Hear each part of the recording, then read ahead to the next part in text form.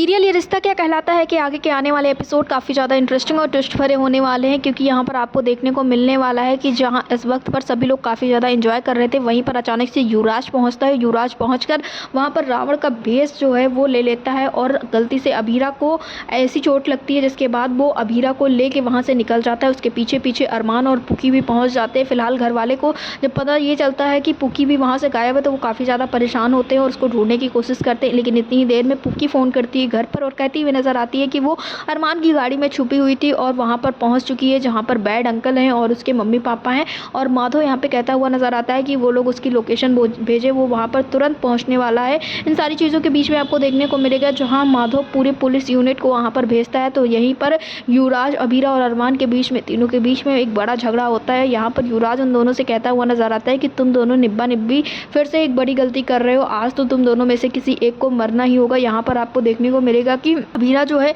वो जब देखती है कि युवराज वहाँ पे है तो काफ़ी ज़्यादा पहले तो घबरा जाती है और उसे वो सारी चीज़ें याद आने लगती हैं जो मसूरी में उसके साथ इसके पहले हुई थी, यानी कि उसकी मम्मा के डेथ का ट्रैक और इसी के साथ युवराज किस तरह से उसे परेशान करता था। और जैसे ही वो गोली निकालता है उन दोनों को मारने के लिए वहाँ पर एंट्री हो जाती है मायरा की।